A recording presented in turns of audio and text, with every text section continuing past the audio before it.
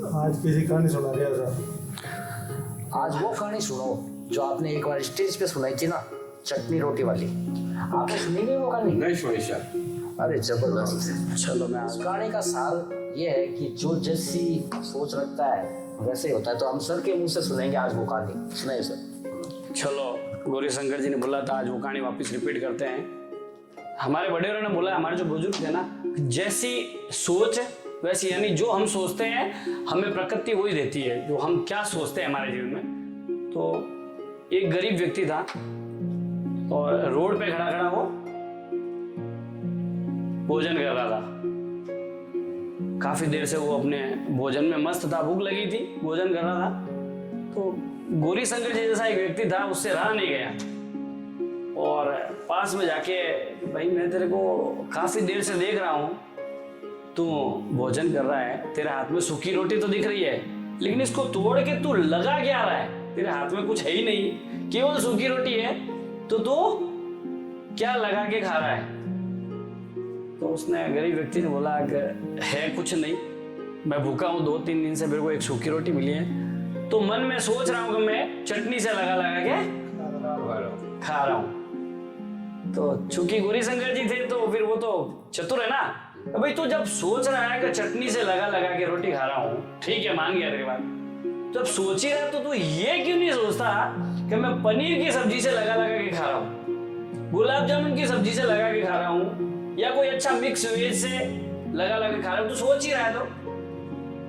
तो गरीब आदमी की आंखों में आंसू आ गए और बहुत भावुक शब्दों से बोला कि आपने ठीक कहा सेठ जी, कि मेरे को पनीर सोचना चाहिए, गुलाब जामुन सोचना चाहिए, मिक्स वेज जो भी आप बोल रहे हो मैं तो समझता ही नहीं, मैंने तो कभी खाया नहीं, वो सोचना चाहिए। लेकिन मेरे दादा परदादा थे ना, वो चटनी रोटी खाते थे और उन्होंने मेरे को चटनी रोटी से ही बात करना सिखाया।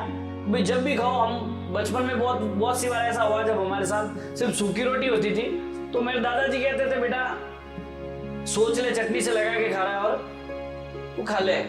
तो उन्होंने मेरे को यही सिखाया और आज भी 3 दिन से भूखा हूं तो मेरे को किसी ने एक सूखी रोटी दे दी तो मैं ये सोच रहा हूं चटनी रोटी खाऊं।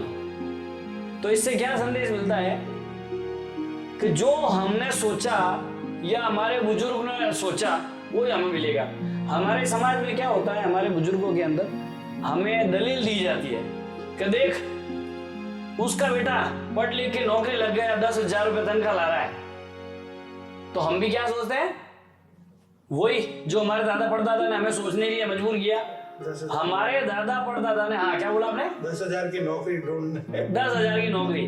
तो हमारे दादा परदादा क्या करते थे, वो नौकरी करते आए, बड़ा कोई उन्होंने ऐसा काम किया नहीं जो 99% लोग नहीं करके और 1% लोग करते हैं। तो इसीलिए अभी भारत के अंदर ये जो हमारे डायरेक्ट सेलिंग का जो चलन चल रहा है ना, उसके अंदर हमें एक्स्ट्रा सोचना होता है।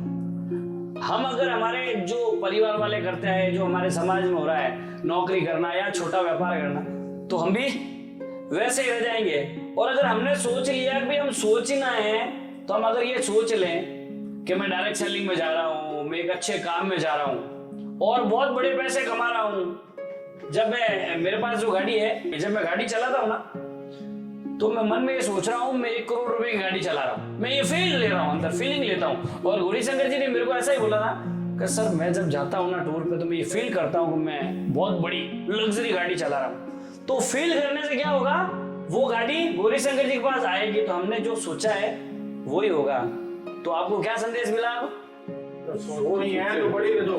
ये बात, सोच बड़ी रखो, सोच तो ऊंची रखो। हाँ, अगर सोच ऊंची रखेंगे तो हमारे साथ सारे वो काम होंगे जो हमें चाहिए। और अगर सोच हमने पहले से ही छोटी रख दी तो छोटे तो हम पहले से ही थे ही। तो ये संदेश है और ये हमें जीवन में बहुत बड़ी बुलंदी देता है। तो सोचने में कंजूसी नहीं करनी चाहिए, है ना? सोचो तो बड़ी सोचो, नहीं तो सोचो ही मत। तो आपको भी समझ में आया?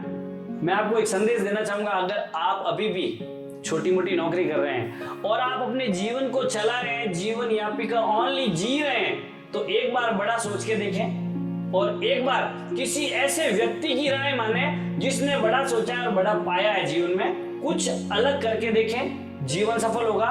वंदे मातरम, जय हिंद, जय भारत।